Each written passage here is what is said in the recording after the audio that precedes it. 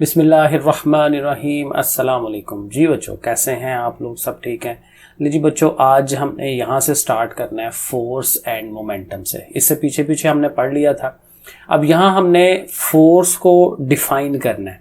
ये जो फोर्स है ना, ताकत की तारीफ बयान करनी है। किस लिहाज से? मोमेंटम के लिहाज से, कि मोमेंटम के हिसाब से फोर्स क्या होती है वो जरा देखें। बड़ा इजी काम है, मुश्किल कोई नहीं है। और शुरू में वही लिखा है, consider a body of mess m। एक बॉडी है जिसका मैस जो है वो m है। m कुछ भी हो सकता है, 1 kilo 2 kilo, moving with initial velocity vi। पहले जो है वो vi जो उसकी इनिशियल वेलोसिटी है उससे वो जा रहा है। Let a force f acts on the body. अब उसके ऊपर हम फोर्स लगा रहे हैं, which produces an acceleration a in it. और उसकी वजह से उसके अंदर एक्सेलरेशन a जो है वो पैदा हो जाता है। एक्सेलरेशन यही है कि उसकी जो स्पीड है वो यहाँ कम होगी या ज्यादा हो जाएगी मिसाल के तौर पे।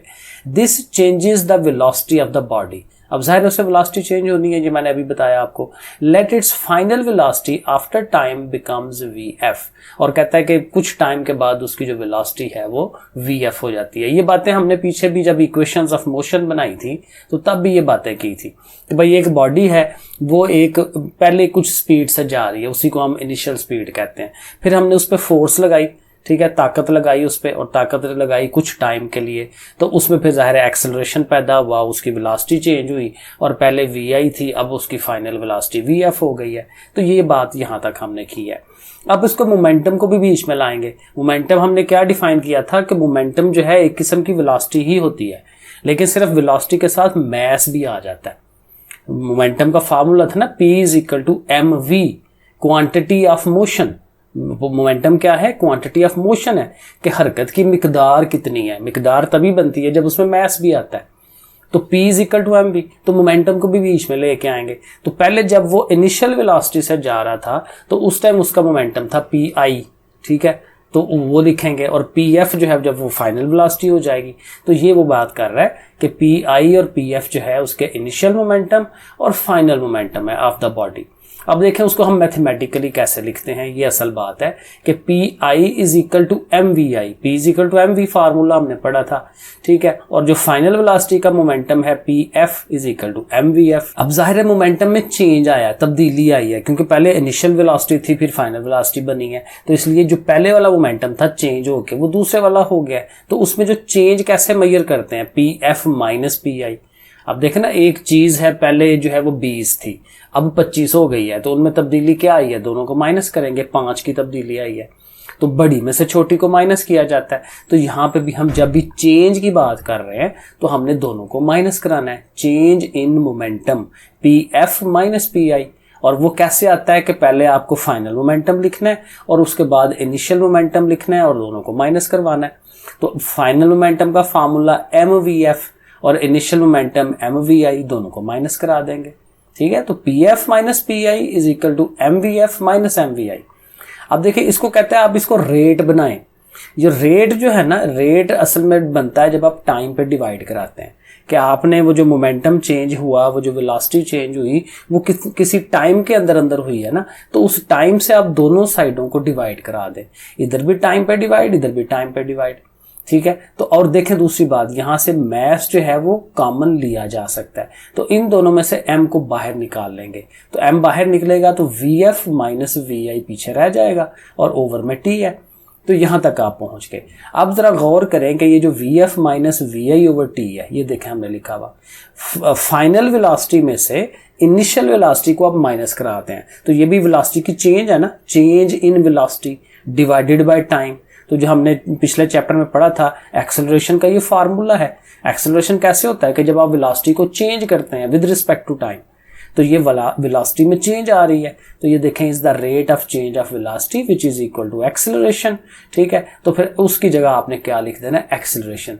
यानी ये जो पूरा है vf - vi/t, इस सारे की जगह पे हमने क्या लिख देना? a लिख देना। ये देखें m के साथ ये है, तो देखें m के साथ अब a आ गया, ठीक हो गया। अब उसके बाद कहता है कि न्यूटन का जो सेकंड लॉ है वो हमें ये कहता है कि ये जो ma है, ये वाला, ये ma किसके बराबर होता है? f के। सेकंड लॉ ऑफ मोशन का फार्मूला था ना, f = ma। तो ma की जगह पे आप f को यूज कर सकते हैं। तो ये जो ma है इसकी जगह पे अब हमने क्या लगा देना? f लगा देना। अब ये जो एक रिलेशन बना है, आप देखें ये इक्वल टू फोर्स है, तो फोर्स किसके बराबर आ रही है, ये देखें change in momentum divided by time. अब यही डेफिनेशन उसने ये नीचे पिंक बनाई हुई है कि when a force acts on a body, जब फोर्स किसी चीज पे अमल करती है, it produces an acceleration in the body, ज़ाहिर बॉडी में एक्सेलरेशन पैदा करती है। और असल बात अब आगे आ रही है, and will be equal to, यानी वो जो फोर्स है will be equal to the rate of change of momentum of the body. Rate मतलब टाइम पे डिवाइड, चेंज ऑफ मोमेंटम यानी कि P F minus P I. तो यहां पे एंड पे हम ये उसको बता रहे हैं कि जो फोर्स होती है वो change of momentum divided by time के इक्वल होती है, ये हमने यहाँ पे बताना है। तो ये एक फोर्स की समझे एक किस्म की एक नई डेफिनेशन है। तो ये अगर सवाल आ जाए पेपर में तो हमें इसको भी रेडी कर लेना है। इसकी एग्जाम्पल साथ मौजूद है। एग्जाम्पल में देखें क्या कह रहे हैं, अ बॉडी ऑफ मैस 5 kg। अब देखें ना, मैंने आपको यही बताया हुआ है कि जो आपकी न्यूमेरिकल या ये चीज पढ़ते हैं मैथमेटिकल सवाल, तो जो इंफॉर्मेशन सामने आए उसको साथ लिख लिया करें। अभी हमने पढ़ा a body of mass 5 kg, तो m is equal to 5 kg आपको साथ ही लिख देना चाहिए। Is moving with the velocity of 10 metre per second, तो उसकी वेलोसिटी भी साथ बता दी 10 मीटर पर सेकेंड, लेकिन ये जाहिर है कि पहली वेलोसिटी है vi होना चाहिए इसको। फाइंड द फोर्स फाइंड करनी है, आपको लिख देना चाहिए f is equal to question mark, कि हमने ये फाइंड करनी है। To stop it in 2 second, तो टाइम भी उसने बता दिया, ये देखें आगे हमने लिख लिया टाइम जो है वो 2 सेकेंड है। f हमने मालूम कर रहा है। अब जो डाटा हमारे पास है देखें उसमें m भी आ गया, vi भी आ गया, vf 0 हो जाएगी क्योंकि स्टॉप होना है उसने। जब भी चीज रुकनी होती है, ये हमने सेकंड चैप्टर में पढ़ा था, जब भी चीज रुकती है तो वेलोसिटी तो खत्म हो गई ना, तो vf हम खुद से लिख लेंगे ये 0 है। तो m भी है, vi भी है, vf भी है और उसके साथ टाइम भी है। तो जो अभी हमने फार्मूला बनाया था वो फार्मूला में लिख लेना चाहिए, pf माइनस पी आई ओवर टी, इनिशियल मोमेंटम और फाइनल मोमेंटम दोनों को माइनस। अब दोनों मोमेंटम जरा हमें बनाने पड़ेंगे। अब मोमेंटम का फार्मूला क्या था, मैस इंटू वेलोसिटी। तो मैस 5 किलोग्राम है, वेलोसिटी उसकी 10 है, दोनों को ज़रब देंगे 50 आ जाएगी। ये मैं बार बार कहता हूँ, ये जो केजी एमएस वगैरह ये ना लिखा करें। जब एंड पे आंसर आता है ना, तो आंसर के अंदर बस लिख दिया करें कि जो चीज़ आप फाइंड कर रहे थे उसकी यूनिट क्या आई है। पहले साथ साथ यूनिटों का स्यापा डालने की जरूरत नहीं होती, वो मत लिखा करें। हाली 5 ज़रब 10 करें 50 आ जाएगा। फाइनल मोमेंटम 5 ज़रब 0 करना है क्योंकि उसकी वेलोसिटी 0 है फाइनल वेलोसिटी, तो वो 0 आ जाएगा। अब फार्मूला लिखें ये वाला, पी एफ माइनस पी आई ओवर टी। पी एफ 50 आया था, पी आई 0 है, टाइम हमारा 2 है, 50 को 2 पे डिवाइड करेंगे क्योंकि वो तो 0 हो गया ना, तो 25 आ जाएगा। अब सिर्फ यहाँ आपको न्यूटन लिख देना है। क्यों? क्योंकि ये फोर्स है, फोर्स की यूनिट क्या है, न्यूटन। ये यूनिट्स याद कर रखें। अब देखना मैस की यूनिट यहाँ केजी लिखी हुई है, वेलोसिटी की मीटर पर सेकंड है, एमएस माइनस 1, ठीक है। ये यूनिट्स वैसे हमें पता होनी चाहिए, टाइम सेकंड में होता है। तो ऐसे करके ये हमारा पार्ट जो है ये हो जाता है। उसके बाद ये बहुत ही अहम सवाल है, अक्सर पेपर में आता है, law of conservation of momentum. Momentum को कंजर्व रखना, यानी वो ये कहता है यहाँ पे, बड़ी मजे की चीज है कि मोमेंटम कभी भी खत्म नहीं होता, यानी कम ज्यादा नहीं होता, उतना ही रहता है जितना पहले होता है। पहले से मोमेंटम था, चेंज आने के बाद दोबारा मोमेंटम जो आया वो चेंज होके आया, लेकिन जो पहले वाला था और जो बाद वाला था वो सेम है। अभी हम देखते हैं कि वो कैसे होता है। ये जरा थोड़ा सा पढ़ लें। Momentum of a system depend on its mass and velocity. अभी हमने पढ़ा मोमेंटम मैस और वेलोसिटी पे डिपेंड करता है। A system is a group of bodies. अब ये सिस्टम को डिफाइन कर रहा है, ये वैसे पेपर में नहीं आती, ये आइसोलेटेड सिस्टम की डेफिनेशन आती है, लेकिन पढ़ ले।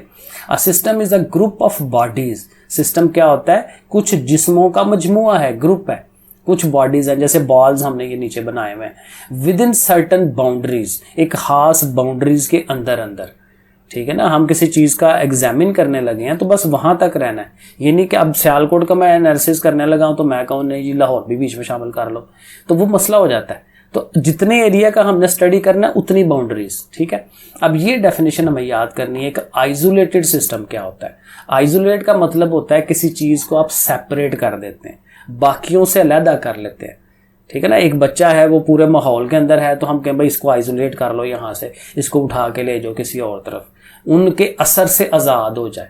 तो हम इस अपने सिस्टम को जिसको स्टडी करने लगे हैं उसको बाकियों के असर से आज़ाद करते हैं, इसलिए इसको आइसोलेटेड कहते हैं। An isolated system is a group of, ये भी ज़ाहिर ग्रुप है, ऑफ इंटरेक्टिंग बॉडीज, ऐसी बॉडीज जिनका आपस में ताल्लुक है, 2 3 4 बॉडीज चीज़ें, जैसे बॉल्स को मैं माइंड में ले आए, गेंदों को, ठीक है, तो 2 3 बॉल्स हैं जिनका आपस में इंटरेक्शन है, एक बॉल को दूसरे से हम टकराएंगे, on which no external force is acting, कि इनके ऊपर बाहर से कोई और कुव्वत नहीं लग रही, जो हमने करना है वही है, बाहर से कोई इस पे असरअंदाज नहीं होता। तो एक तो ये डेफिनेशन आपने याद कर लेनी है। अब ये मेन डेफिनेशन इसकी ये है, law of conservation of momentum की, ये ज़रूर पक्की याद करनी है। The momentum of an isolated system, यानी जो भी हमने आइसोलेटेड सिस्टम कहा, उसका जो मोमेंटम है ऑफ 2 और मोर बॉडीज, 2 या 2 से ज़्यादा हो सकती हैं, ठीक है, 2 और more than 2 interacting bodies remain constant. बस हाली बात ये बतानी है कि वो रिमेन कांस्टेंट है, वो चेंज नहीं होता। Momentum of an isolated system of 2 और मोर देन 2 इंटरेक्टिंग बॉडीज, 2 या 2 से ज्यादा ऐसी बॉडीज जिनका आपस में ताल्लुक है, रिमेन्स कांस्टेंट। ये हमने इसको बताना है। अब इसके बड़ी छोटी सी एग्जांपल है जो आगे भी बताई हुई है, मैं मोटा मोटा आपको बताता हूँ। लेट्स सपोज जी 2 बॉल हैं या 2 कारें हैं, बॉल कह लें जैसे बिलियर्ड के बॉल्स होते हैं। हम ये कहते हैं कि भाई एक बॉल जो है, दोनों बॉल्स मूव कर रहे हैं, एक छोटा बॉल है एक बड़ा बॉल है, ठीक है। अब दोनों का ज़ाहिर मोमेंटम होगा, पहले वाले का भी होगा दूसरे का भी होगा, क्योंकि अपनी अपनी वेलोसिटी से जा रहे हैं। अब क्या होता है कि लेट्स सपोज जो पीछे वाला बॉल था ना, उसकी वेलोसिटी ज़्यादा थी, पीछे वाले बॉल की वेलोसिटी ज़्यादा है, अगले ही कम है, तो ज़ाहिर है पीछे वाला आके उसको टक्कर मारेगा। अब टक्कर मारने के बाद वाला मोमेंटम और उससे पहले वाला मोमेंटम वो सेम है। पहले वाला मोमेंटम क्या होगा, पहले वाले बॉल का जो P1 जो आया हुआ है, M1 V1, इसका M2 V2, ठीक है। उसके बाद जो है जो मोमेंटम आया, ये सारा दोनों सेम होते हैं। ये मैं यहाँ से आपको समझाता हूँ। तो इस सारे के अंदर से आपने एक डेफिनेशन ये उठानी है, दूसरी डेफिनेशन ये उठानी है, और उसके बाद आ जाना इधर। ये असल में इसकी एक्सप्लेनेशन है। जब सवाल आता है ना law of conservation of momentum, long सवाल आता है, हालांकि अगर 2 नंबर का आएगा फिर तो आपने डेफिनेशन देनी है बस, लेकिन अगर लॉन्ग सवाल आता है, ठीक है, उसमें फिर आपने यहाँ आ जाना है। अब ये जो मैं एग्जांपल समझा रहा था ना, वही एग्जांपल यहाँ लिखी हुई है, इसको हम समझ लेते हैं। Consider an isolated system of 2 spheres, 2 गोले हैं, of message M1 and M2 shown in the figure. कह ले, क्योंकि इसमें आप बना सकते हैं छोटी सी फिगर, हाली गोल गोल ही बनाना है ना, तो ऐसे कह ले तो फिगर, लेकिन ये नंबर ना बताया करे, शोन इन द फिगर बस कह लिया करे। They are moving in a straight line, सीधी लाइन में जा रहे हैं, with initial velocity U1 and U2। पीछे वाले की, छोटे वाले की U1, ये देखेंगे उसने लिखा हुआ, ये जो M1 है उसकी वेलोसिटी U1 है, M2 जो बड़ा बॉल है उसकी वेलोसिटी जो है वो U2 है, तो U1 डेफिनेटली ज़्यादा होगी। अब देखें सेकंड, ये बिफोर कोलिजन है। अब सेकंड केस क्या आ रहा है, दोनों आपस में टकरा रहे हैं, ठीक है, M1 और M2 आपस में टक्कर मार रहे हैं, और उसके बाद अब क्या हुआ है कि M1 की वेलोसिटी चेंज हो गई है, टकराने के बाद चेंज हो जाती है। M1 ने अपनी कुछ वेलोसिटी उसको दे दी होगी, ठीक है, तो M1 की वेलोसिटी V1 रह गई है और M2 की वेलोसिटी V2 हो गई है, ठीक है। ये केसेस यहाँ पे लिखे होंगे, respectively such that U1 is greater than U2। मैं बता रहा था जैसे कि पहले वाले की ज्यादा वेलोसिटी होगी तो टक्कर मारेगा ना जाको, तो इसलिए U1 is greater than U2। Sphere of mass M1 approaches the sphere of mass M2। अब ज़ाहिर उसको अप्रोच करेगा, जू वो चलता जा रहा है, और उसके बाद टक्कर हो जानी है। तो टक्कर होने से पहले initial momentum of mass M1 is equal to, वो क्या होगा, M1 U1, क्योंकि मास और वेलोसिटी को ज़रब देते हैं। तो जो पहला बॉडी है, ठीक है, पहला बॉडी जो है उसकी जो मोमेंटम है क्या आ रहा है, M1 U1। अब जो दूसरा बॉडी है उसकी जो मोमेंटम है वो क्या होगा, M2 U2। ये मैंने अंडरलाइन कर दिया, ठीक है, दोनों का मोमेंटम। और कोलिजन से पहले दोनों का टोटल मोमेंटम क्या होगा, दोनों को आप प्लस कर दें, तो ये देखें हमने दोनों को अब प्लस कर दिया। अब यहां तक हम क्या हुए, कोलिजन टकराव होने से पहले ये है कि दोनों का मोमेंटम ये आ रहा है, M1 U1 plus M2 U2। अब यहाँ आगे पढ़े, after some time mass M1 hits M2, टकराना हो गया, हिट हो गई, with some force according to Newton third law of motion M2 exerts an equal and opposite. वो जो टक्कर लगी है तो वो भी उस पर इफेक्ट करेगा पीछे की तरफ, तो दोनों की वेलोसिटीज चेंज हो जाएंगी। अब वेलोसिटी क्या हो गई है, V1 V2, ये देखें लिखा हुआ। अब दोनों का मोमेंटम लेना है, तो पहला जो बॉडी है उसका मोमेंटम अब हो जाएगा M1 V1, जिसका पहले क्या था M1 U1, अब उसका क्या हो गया M1 V1, क्योंकि वेलोसिटी चेंज हो गई। और जो दूसरा बॉडी है उसकी जो मोमेंटम है वो क्या हो जाएगा M2 V2, उसकी भी वेलोसिटी चेंज हो गई। और लेकिन दोनों का मोमेंटम जो टोटल है वो क्या हो गया, m1v1 प्लस m2v2, ठीक है ना।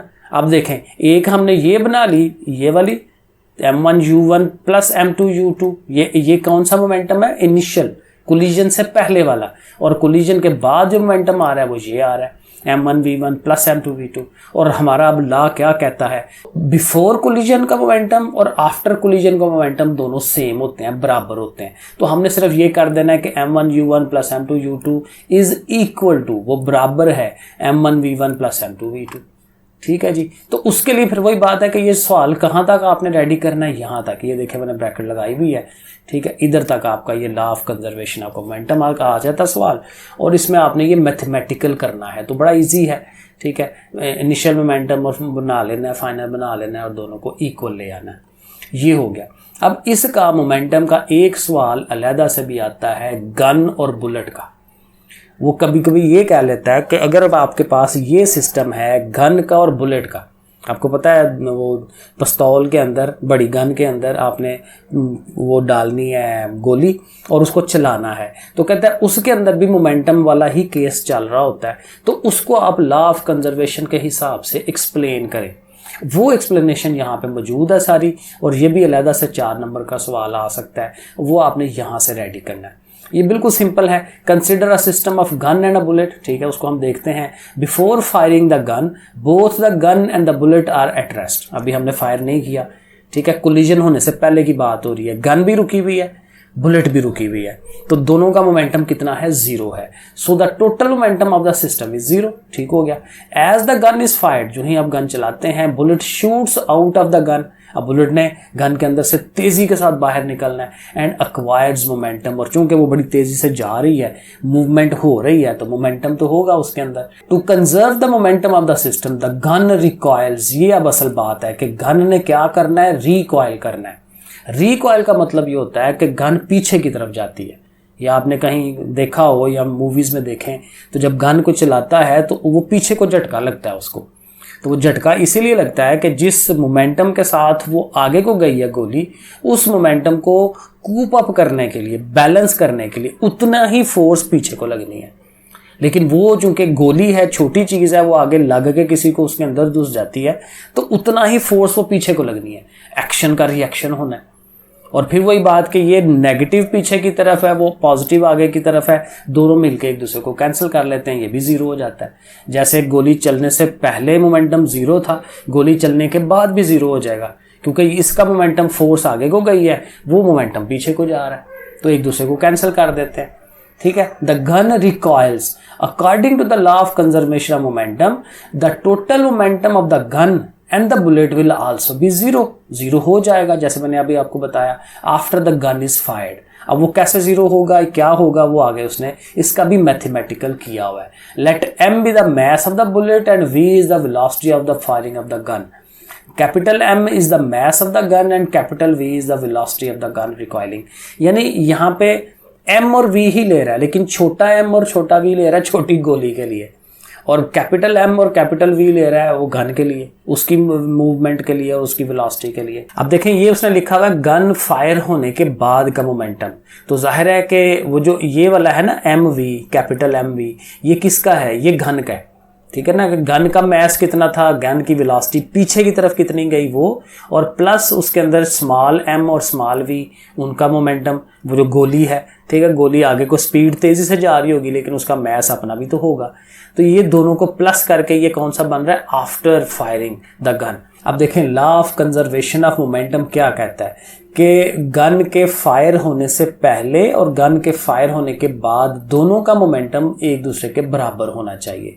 जो गन के फायर होने से पहले वाला मोमेंटम था वो 0 था, और गन के फायर होने के बाद वाला जो मोमेंटम है वो ये वाला आया हुआ है, ठीक है। तो इन दोनों को आपस में 0 बराबर होना चाहिए दोनों को। तो देखें, हमने यहाँ पे दोनों को एक दूसरे के बराबर रख लिया है कि बाद वाला momentum is equal to initial वाला मोमेंटम, और इनिशियल मोमेंटम 0 है, तो mv plus mv is equal to 0। अब यहां से वो जो गन की रिकॉइलिंग की स्पीड है कि गन कितनी स्पीड से पीछे को जाएगी वो हम मालूम कर सकते हैं। मालूम तो कोई भी चीज कर सकते हैं वैसे यहां से। तो हम ये कर रहे हैं कि ये जो स्मॉल वाला MV है इधर से उठाएंगे दूसरी तरफ ले जाएंगे, वो माइनस में हो जाएगा क्योंकि उधर प्लस हो रहा है इधर आके माइनस, और यहां से कैपिटल M मल्टीप्लाई हो रहा है, कैपिटल M उधर जाके डिवाइड में आ जाएगा। तो ये देखें आपके पास रिलेशन बन गया। अगर आपको गोली का वजन भी पता हो, अगर आपको गन का वजन भी पता हो और गोली की जो स्पीड जाती है वो भी पता हो, तो इन तीनों चीज़ों से आप क्या कर सकते हैं कि गन कितनी स्पीड के साथ पीछे को आएगी वो आप पता चला सकते हैं। तो ये इसका रिलेशन है। तो ये आपने अगर सवाल रेडी करना है तो फिर आपको यहाँ तक करना है। ठीक है जी, ये आ जाता है पेपर में। तो ये जो law of conservation of momentum है इसमें से आपके पास 3 चीजें निकली हैं। एक शॉर्ट सवाल निकला है, 2 लॉन्ग सवाल निकले। शॉर्ट सवाल में ये 2 डेफिनेशनें हैं आइसोलेटेड सिस्टम की, momentum law of conservation of momentum की डेफिनेशन है।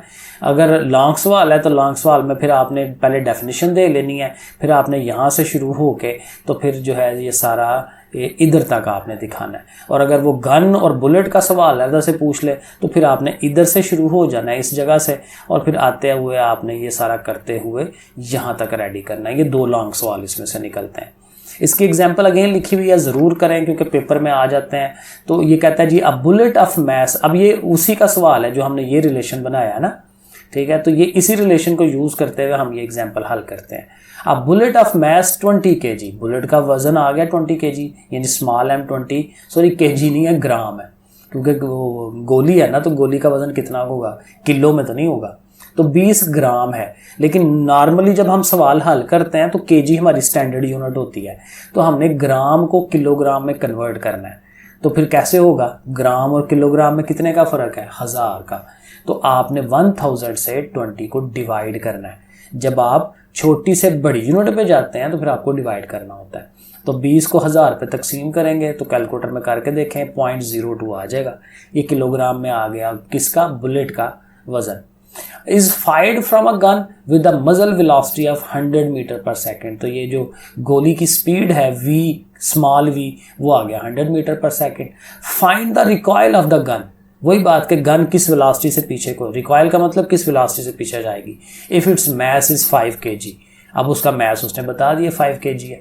तो ये चारों चीजें हमारे सामने आ गई ना, तो हमने फार्मूला लगाना है। तो law of conservation of momentum का ही लगा लिया उसने, mv plus mv is equal to 0। अब यहाँ पे वैल्यूज लगा लें, कैपिटल M 5 था, कैपिटल V हमने मालूम करना है। यहाँ पे भी kg QG वो ये ना लिखें, ठीक है। ये स्मॉल m 0.02 है, ये साथ 100 है। तो पहले आपने 100 को और ये 0.2 को मल्टीप्लाई कर लेना है, इसको उठा के उस तरफ ले जाना है, 5 ने जाके डिवाइड करना है, बड़ा सिंपल सा काम है। तो -0.4 जो है उसकी वेलोसिटी आ जाएगा, और माइनस का मतलब ये है कि वो पीछे को जा रही है।